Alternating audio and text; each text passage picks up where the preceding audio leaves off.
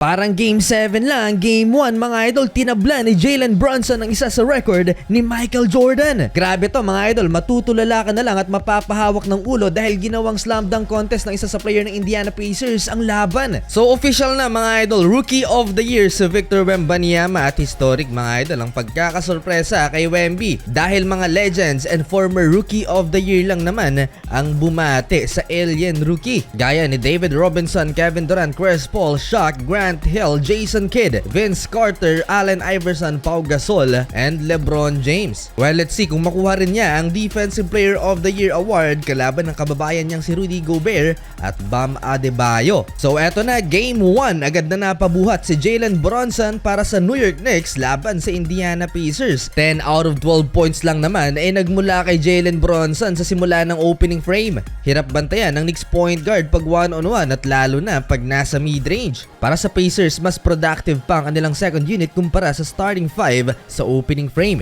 TJ McConnell nagyabang pa sa bench ng New York Knicks. 14 bench points ang visiting team kumpara sa 10 points lang ng starting 5 ng Indiana. Sa first quarter yan, habang sa New York Knicks, Josh Hart 9 points at perfect game so far, 4 of 4 sa field. Lamang ng tatlo ang home team, 27-24 heading into second quarter. Second quarter lamang na ang Indiana Pacers, hype na hype si Tyrese Haliburton na nasa bench. Dahil sa lalim ng lineup ng Indiana, lahat ng 9 players na ipinasok sa court ni Coach Rick Carlisle ay nagtala ng puntos. Pumapalag naman ng starting lineup ng New York Knicks, kabaliktaran sa Pacers ay 1 point lang sa first half ang kanilang bench points. Jalen Brunson, pinagapag ang defender mga idol, sayang lang at hindi na ipasok ang shot attempt na to pero may contact. OG Anunoby for New York Knicks, napakagandang spin cycle kontra kay Pascal Siakam, sinundan pa yan ng mid-range ni Jalen Brunson, bagsak si TJ McConnell. Fast break, Tyrese Haliburton to Ben Shepherd, alley-oop layup. Eto, crazy finish, last 4 seconds bago mag-halftime. Tyrese Haliburton 3-pointer pero hindi pa dyan natatapos mga idol dahil itong si Isaiah Hartenstein ginulat ang superstar ng Indiana Pacers matapos maipasok ang buzzer beater 3-pointer na to mula pa sa kabilang court mga idol. Lamang pa rin naman ang Indiana Pacers 55-49. So far 6.5 assist pa lamang sa Tyrese Haliburton habang si Jalen Brunson may 18 points na. To start the third quarter, Villanova teammates connection. Brunson to Josh Hart, buhat ng dalawang to ang New York Knicks. Tyrese Haliburton, gandang assist naman kay Miles Turner sa ilalim.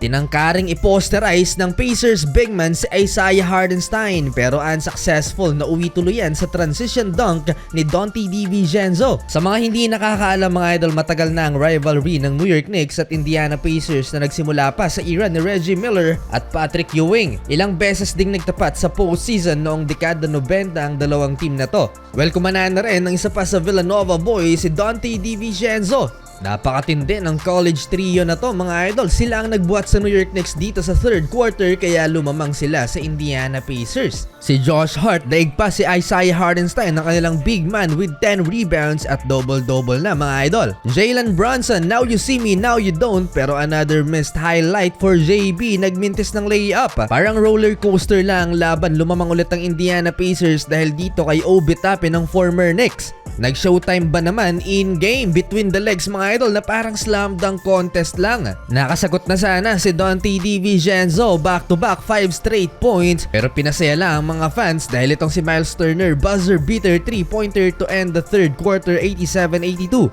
Fourth quarter, bench points pa rin ang nagpapahirap sa New York Knicks. Obi Toppin again, 3-pointer. 40 plus points na ang naiambag ng second unit ng Indiana Pacers. Josh Hart, parang walang kapaguran mga idol. Grabe ang hustle at dalang energy sa laban. 19-point double-double na para sa forward ng New York. 7-minute mark, Aaron Naismith pinosterize ang napakalaking si Mitchell Robinson. Halos mauntog pa sa board mga idol ang player ng Indiana. Down the stretch, ang college trio mga idol, 70 plus points na so far. Close game pa rin, 104-103, 5 minutes. Take over sa crunch time mga idol, si Jalen Brunson tied at 109 last 3 minutes. Finally, sa dunk na na to ni OG Anunoby, nakalamang na rin ang New York Knicks at hype na hype ang Knicks legend. Dinagdagan pa yan ng mid-range jumper ni Jalen Brunson. Pero hindi pa dapat magsaya dahil muling tumabla ang talaan, 113 all. Napaka-intense ng crunch time, lamang ulit ang Indiana Pacers 115-113 and Jalen Brunson for 40-point game mid-range jumper. Sinundan pa yan ng another big time 3-pointer ni Donte DiVincenzo last 39 seconds, 118-115. Mamaw si Jalen Brunson for consecutive games na may 40-point game tabla kay Michael Jordan noong 1993. Foul game ang nangyari mga idol, wala ng 24 seconds sa game clock at sa huli panalo ang New York Knicks, nakaligtas sila sa Indiana.